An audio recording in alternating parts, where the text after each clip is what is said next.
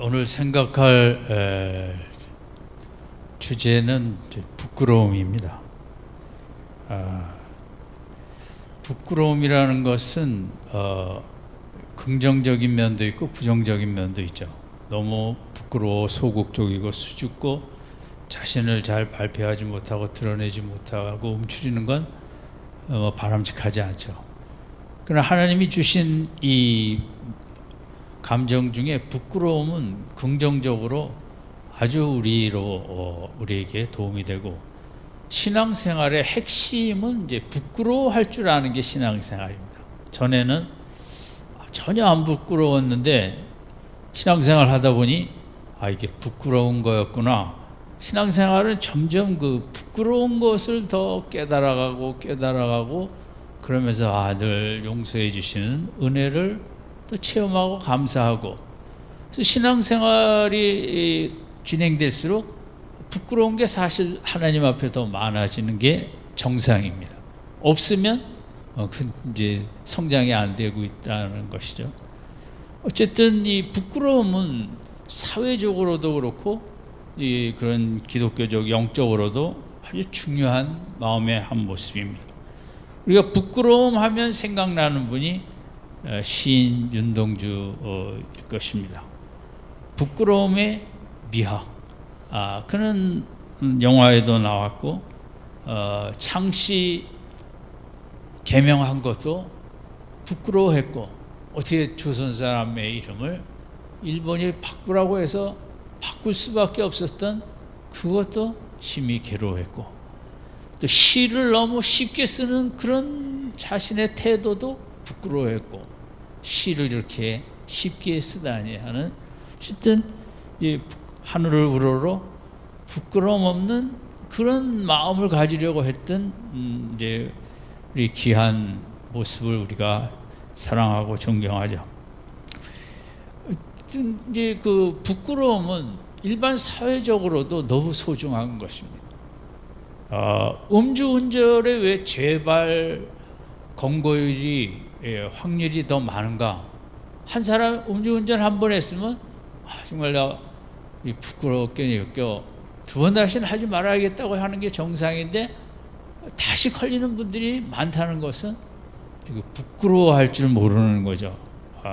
물론 죄의식은 이지만 어쨌든 그 내가 한 행동을 부끄러워할 줄 모르는 것은 오늘 사회가 너무 이렇게 혼란스러운 주요 원인이기도 합니다. 그건 국제 관계도 마찬가지입니다만, 이번 주에 그 분당의 노인보호센터에 저하고 나이가 같더라고요. 그분이 알츠하이머 치매성으로 이제 이렇게 아침에 갔다 오는데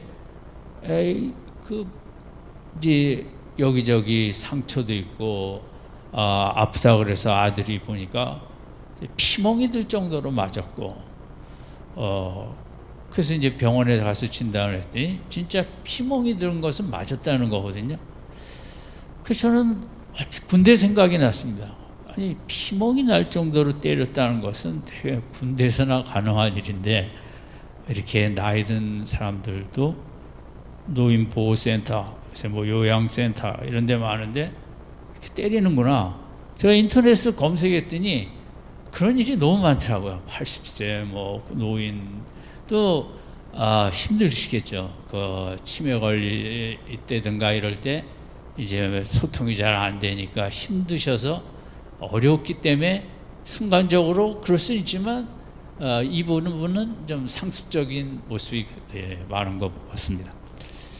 가끔 듣는 그게 얼마의 현실은 모르지만 또 어린이집 가서 매 맞는 뉴스도 지난주에 화면에 방영이 됐습니다. 저도 손녀딸이 어린이집에 다니니까 혹시 오늘은 가서 맞지는 않았나 이렇게 그 생각을 하는데, 참 인생이란 무엇인가? 태어나서부터 맞다가 부모한테 맞고 선생님한테 학교에 가서 맞고 군대 가서 맞고 늙어서는 요양보호센터 가서 맞아 죽는 게 인생이구나. 좀 제가 오버했죠. 제 마음에 내가 추워도 그런 요양보호센터는 안 가겠다. 시설이나 숨을 안 쉬더라도 내가 맞아서 죽고 싶진 않다 이런 생각이 들더라고. 이건 뭐 순교도 아니고 뭐 아무것도 아니지 않습니까? 어쨌든 그 부끄러워할 줄 모른다는 거죠.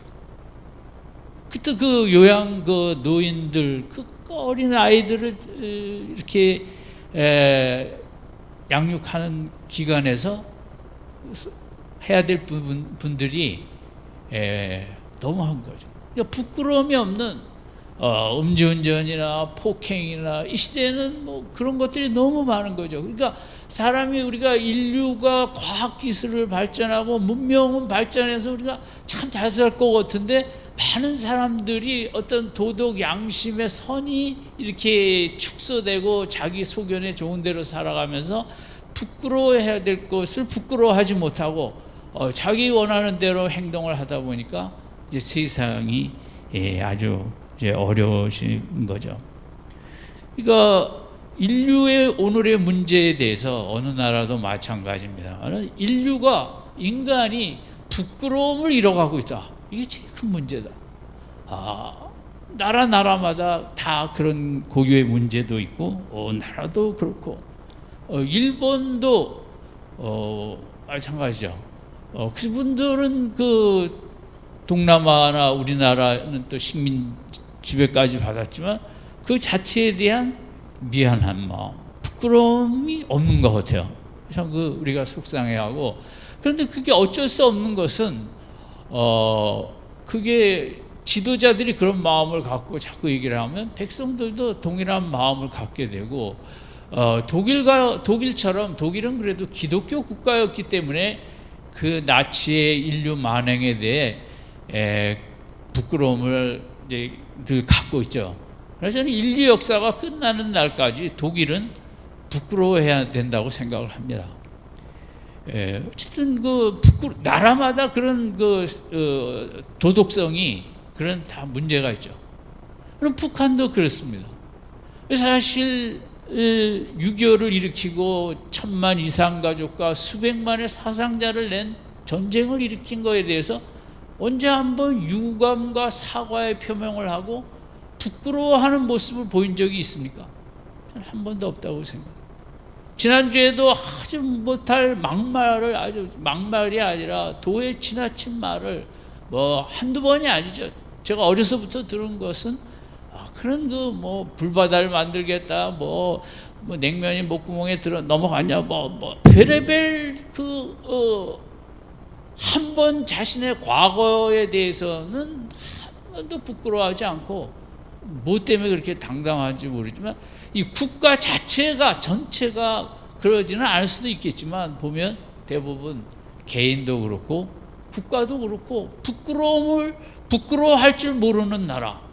유럽도 마찬가지죠.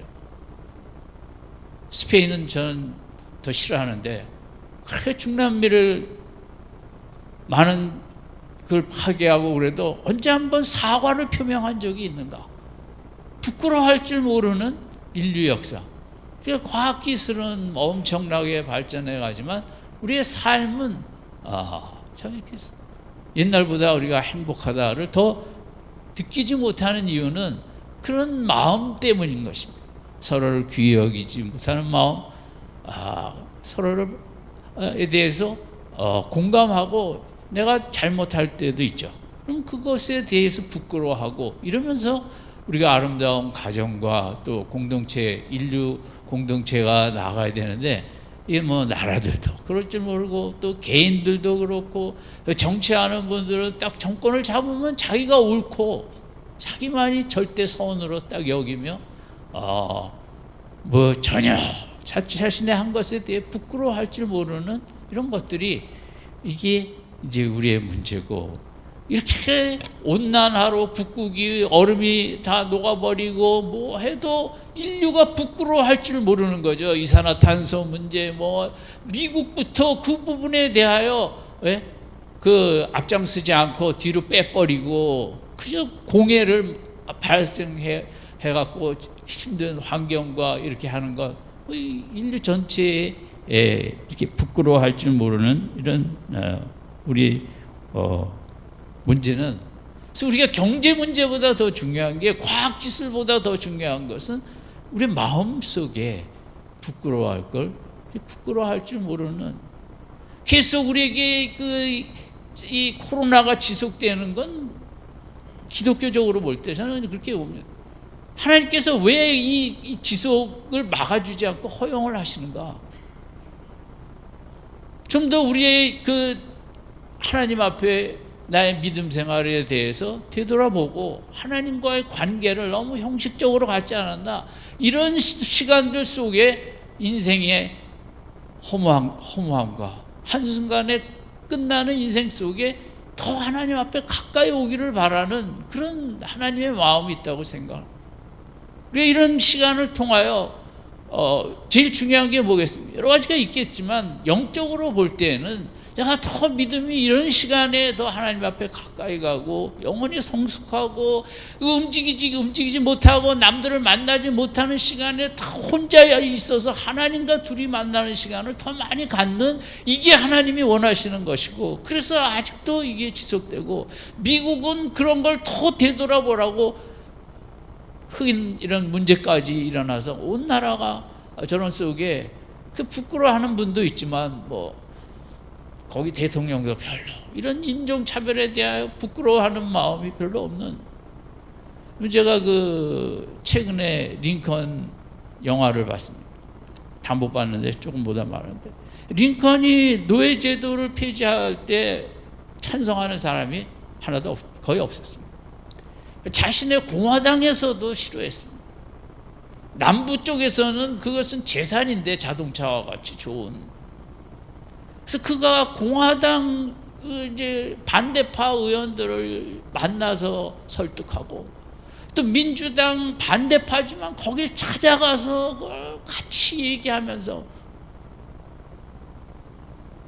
이걸 해야 된다고 하는 모습을 보며, 그 노예제도 폐지 자체도 대부분의 사람은 노예제도에 대해서 하나도 부끄럽게 여기지 않고 재산 축적의 하나로만 봤던 것. 그럼 어떤 사람은 그걸 부끄럽게 여기고, 이거는 우리가 고쳐야 된다고. 그래서 여러 가지 면에서 우리가 저 자신부터 영적으로든 이런저런 면에 부끄러워해야 될 것들이 많이 있는데, 그걸 성령의 은혜로 우리가 찾아가면서, 이런 믿음 생활이라는 게 우리가 주님을 꽉 붙잡는 거죠. 그런데 그게 내가 부끄러워할 줄 모르면 꽉 붙잡지를 않습니다. 하나님, 제가 이렇게 부끄러운 자입니다.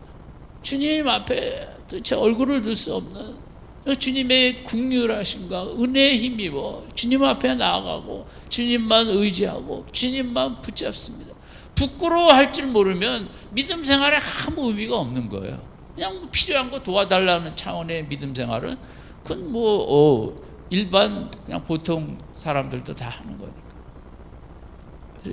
오늘 이 부끄러움은 우리 신앙생활을 하는 우리로서는 더 받아야 될, 어떻게 보면 귀한 은혜의 마음이에요. 이게 더 있지 않으면 자기 자신의 모습에 대해서 전혀 개의치 않고 그냥 대충 신앙생활을 할 수 있거든요.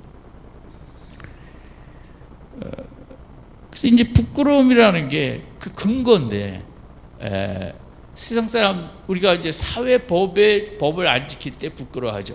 우리가 때로 교통 규칙을 위반할 때 있죠. 그럼 우리 마음에 부끄러움이 있죠.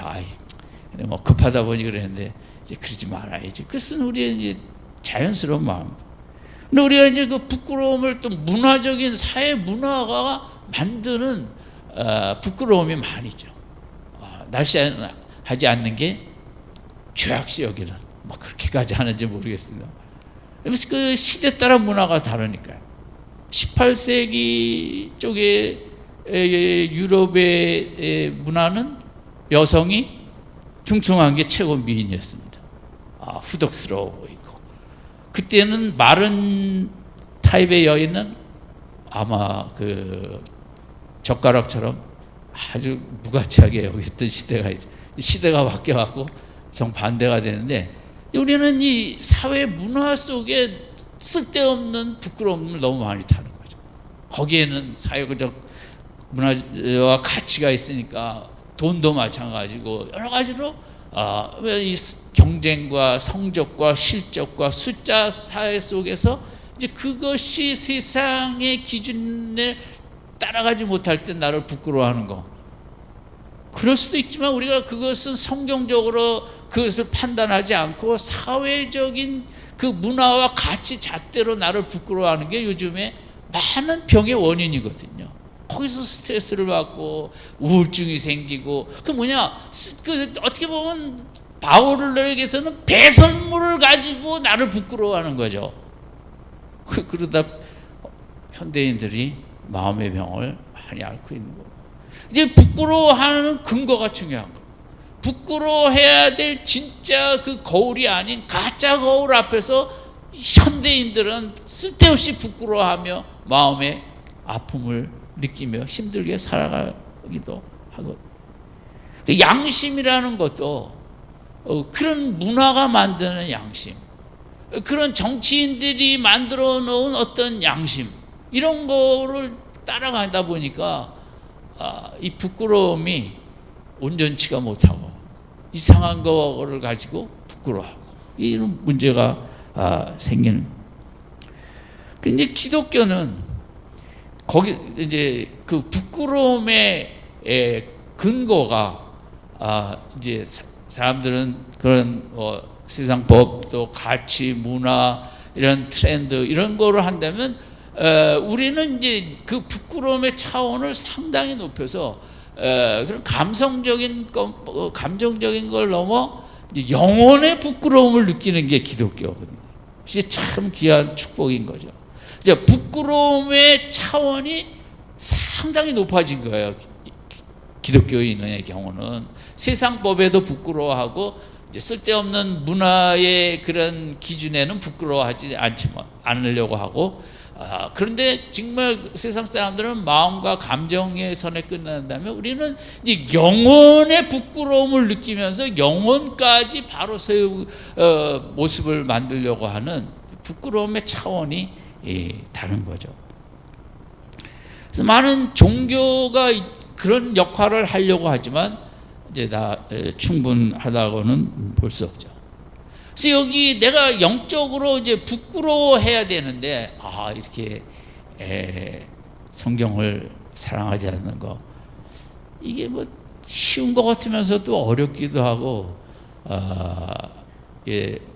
좀 내 힘으로 잘 안 되는 거죠. 그래서 오늘 본문에 이제 성령의 사역이 나오는 것입니다. 성령의 도우심이 성령의 역할의 가장 중요한 부분이 우리 영적인 부끄러움을 느끼게 하는 거예요. 우리가 하나님을 잘 알 수가 없어요. 이스라엘 백성도 구약밖에는 없어요. 그 구약 선지자들의 말씀과 구약을 통해서 하나님을 알 수 있죠.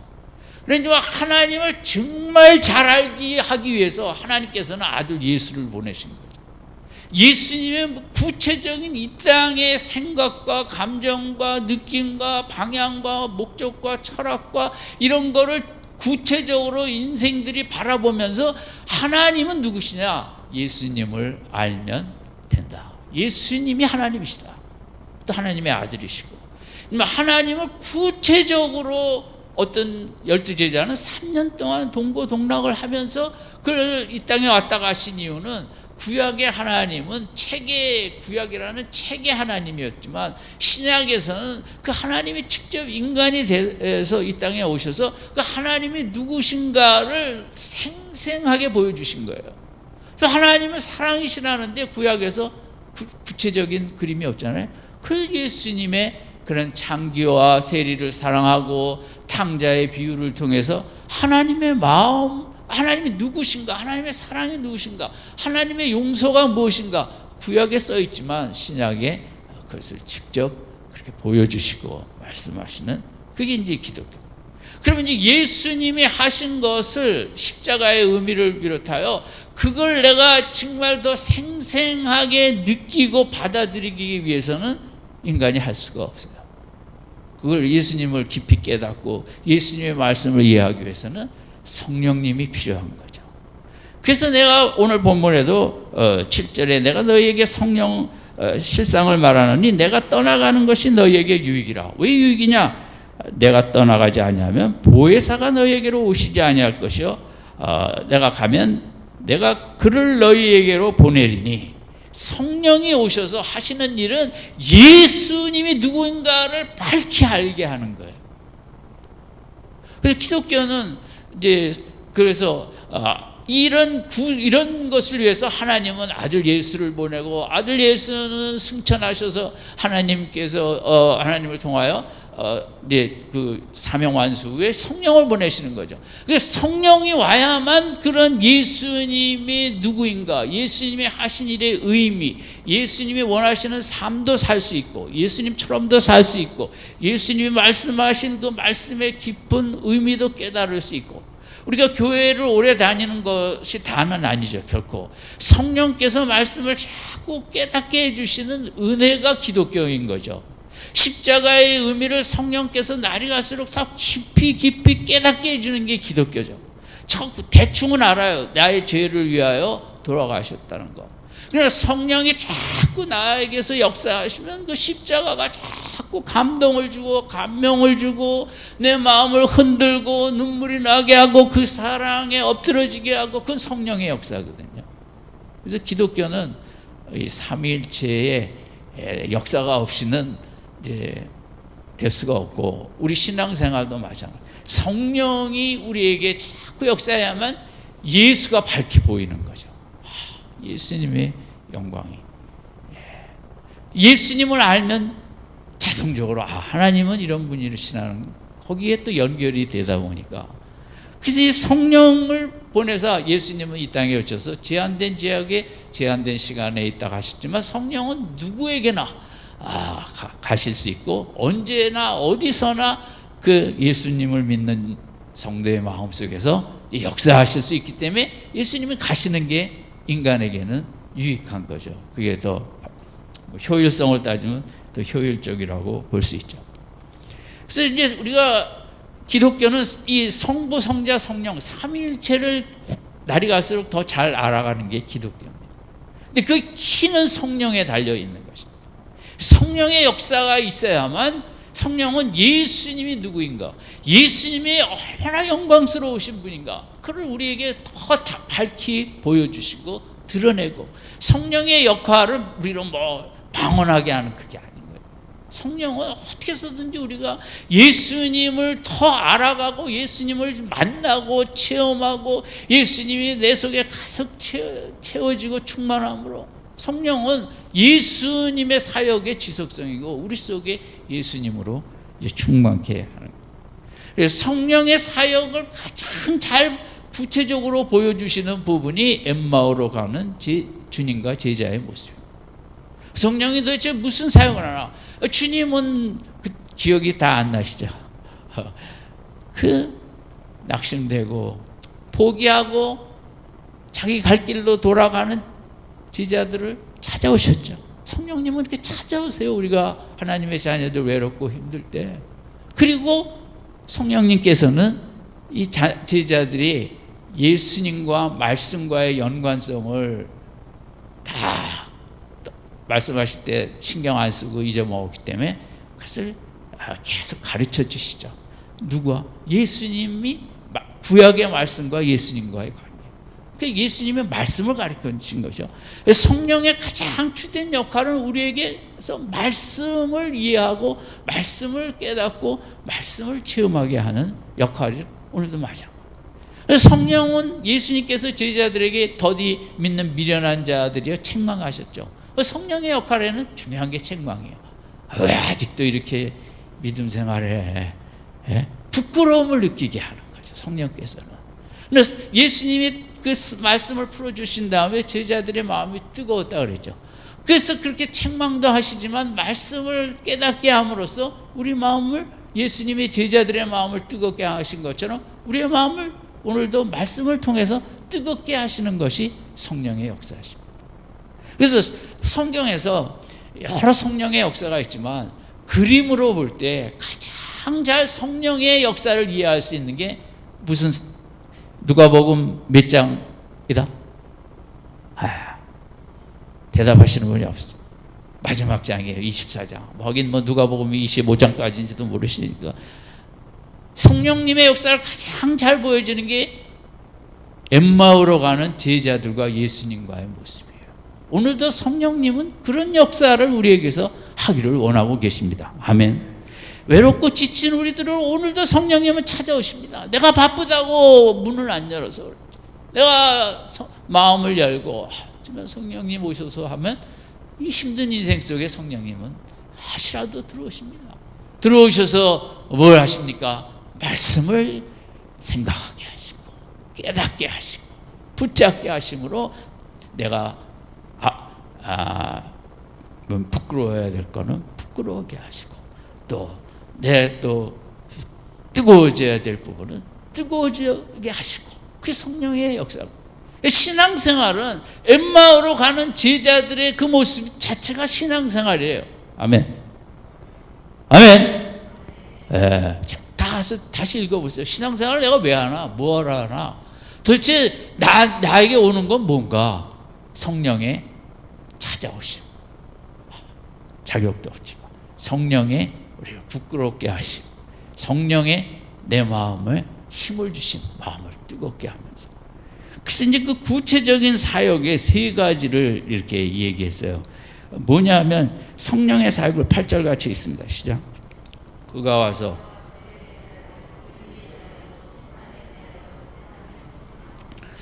세 가지를 책망하시는데 이 책망이라는 단어는 법적으로 보면 당시 용어로는 뭐냐면 판결이에요.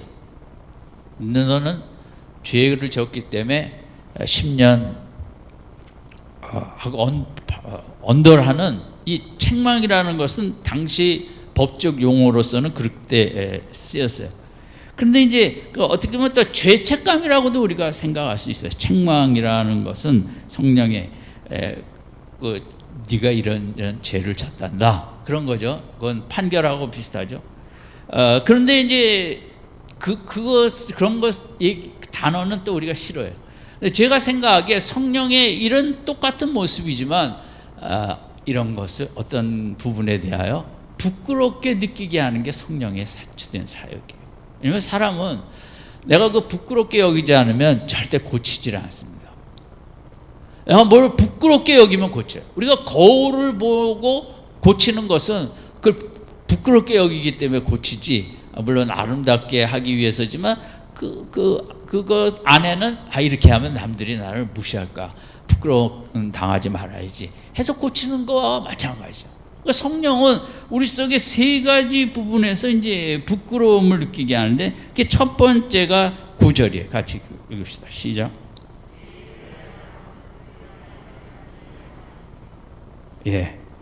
성령은 이제 죄를 깨닫게 함으로 우리가 부끄러움을 느끼게 해요. 근데 이제 당시 유대교는 뭐냐면 예수를 믿는 게 부끄럽다고. 예수가 죄인이기 때문에 천하의 불경죄고 이단하고, 그래서 그들은 예수를 따라가는 것은 부끄러운 행위고, 이런 자는 죽여야 되고, 그것도 보통벌이 아닌 십자가로. 그게 유대교예요.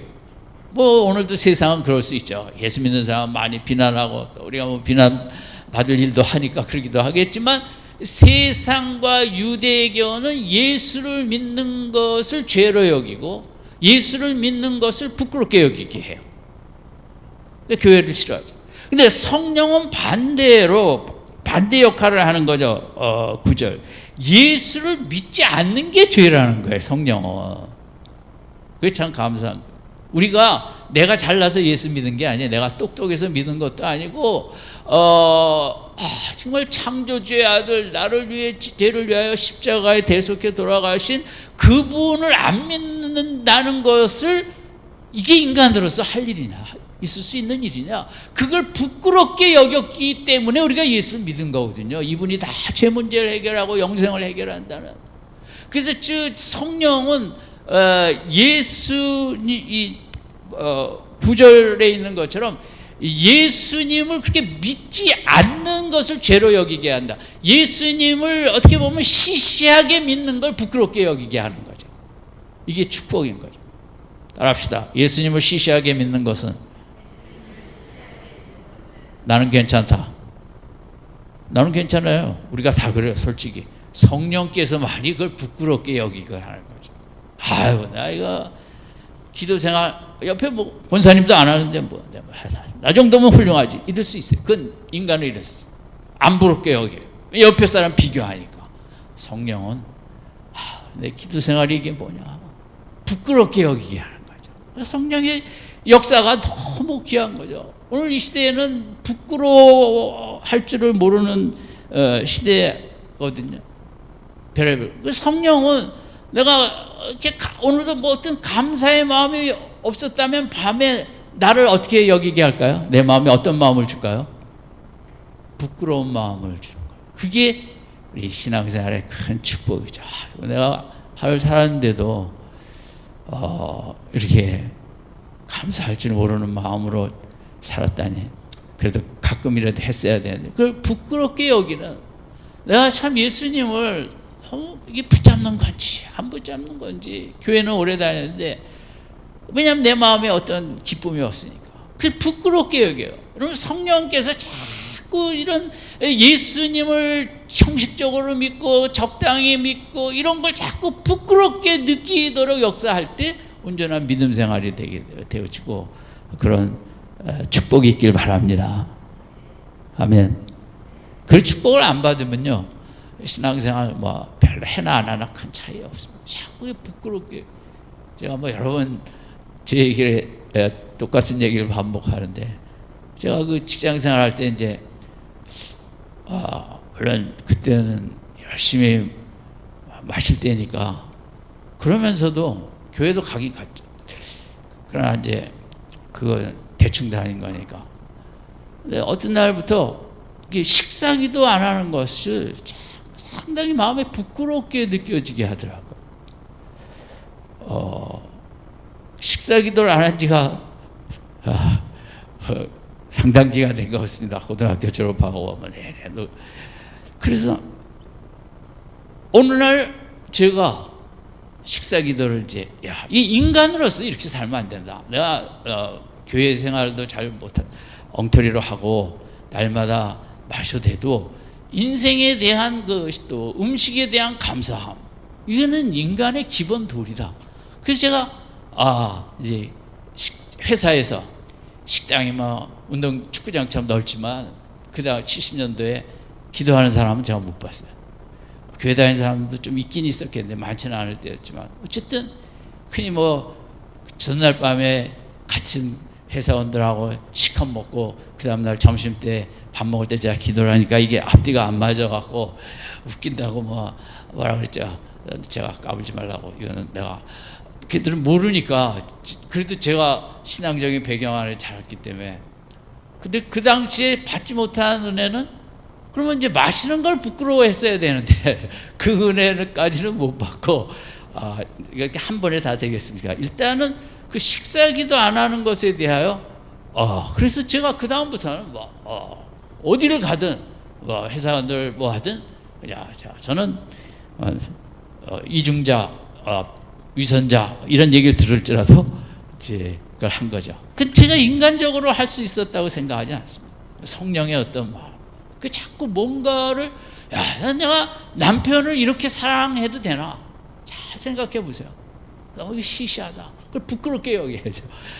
교회에서 아무리 우리가 남편을 사랑하자 얘기해봐야 무슨 소용이 있겠어요. 성령께서 그 남편을 향한 사랑의 내 마음을 그 너무 좀 부족하다. 그걸 부끄럽게 느낄 때 아이들이 공부하라고 해서 합니까?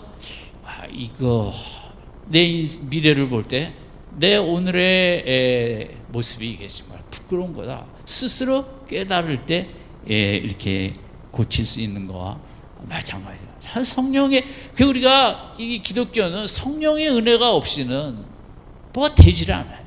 다 외적으로만 거룩해요. 그 내적 거룩이 된다는 거는 이제 부끄러움이 많은 거거든요. 믿음의 연조와 뭐 이런 게 다 따라서 다를 수밖에 없지만 내가 성경 말씀에 근거하여 그 부끄러움을 느끼는 게 기독교예요. 세상적으로는 당연하지만 성경적으로 봤더니 이게 부끄러운 거구나. 그런데 뭔가 좀 나도 이걸 고쳐야겠다 하는 생각을 할 때 성령께서 더 역사하시고 이제 사모하는 마음을 가질 때 정말 부끄러움을 느끼고, 진짜 부끄러워야 고칩니다. 변화합니다. 부끄럽지 않으면 내 모습 괜찮은데 하는데 누가 보여. 두 번째는 10절 같이 읽습니다. 시작. 의에 대하여라 하면 내가 아버지께로 가니 너희가 다시 나를 보지 못해. 그 당시 유대교는 예수님이 불의한 자로 본 거죠. 가장 그 하나님 앞에 불선하고 신성 모독죄로 의롭지 않은 자로 봤죠. 그러나 성령이 우리 속에 역사하면 세상에서 예수님만이 의로우신 분으로 믿게 되는 거죠. 왜냐하면 예수님이 의로우셨기 때문에 부활하셨고 승천하셨거든요. 그게 입증하는 거예요. 예수님이 의롭지 않았다면 어떻게 하나님께서 부활의 축복을 주시겠어요? 그래서 예수님의 의가 나의 의가 되는 게 기독교고, 예수님의 의를 붙잡아야만 내가 하나님 앞에 갈 수 있다는 걸 믿는 게 기독교고, 그래서 성령은 세상에 의로운 사람 하나도 없다. 로마서 3장처럼 의로우신 이는 예수님밖에 없고 예수님의 의는 우리에게 선물로 주신다. 그래서 성령은 우리 속에 내 의를 의지하지 않게 해요. 내가 교회 다니면서 좋은 일도 많이 하고 이런 일을 했어도 그것을 나의 의로 여기지 않고 내가 자랑할 의는 예수밖에 없다. 아멘. 그게 빌립보서 3장의 바울이죠. 바울이 자랑할 게 얼마나 많았어요. 내가 베냐민 지파하고 8일 만에 할례를 받았고, 히브리인 중에 히브리여, 율법으로는 바리새인이여, 열심으로는 교회를 핍박했고 율법의 의로는 흠이 없는 자라 그랬어요. 그렇게 자기 의가 강했죠. 그래서 성령이 들어오니까 내 의는 하나도 없고 의를 가지신 분은 예수님밖에 없고, 이 선물을 내가 받아서 예수님의 의의 선물을 받았기 때문에 내가 천국을 갈 수 있고, 성령의 역사거든요. 세상 사람들은 다 자기가 의롭다고, 정치하는 사람들 다 자기 정책이 맞고 자기 생각이 맞고 맞고, 세상은 다 자기 의를 입증하고 증명하고 그러면서 전쟁을 일으키고 적폐 세력 청산하다가 자기가 적폐 세력이 되고, 세상은 맨 그 자기의 자랑하다가 무너지는 게 있어요. 성령의 역사하면 나에게는 의가 없다. 겸손하게 예수님의 의를 붙잡는 길밖에 내가 의의 길을 갈 수도 길도 없고, 예수님의 의만 의지하는 것. 마지막으로 11절 같이 읽죠. 시작.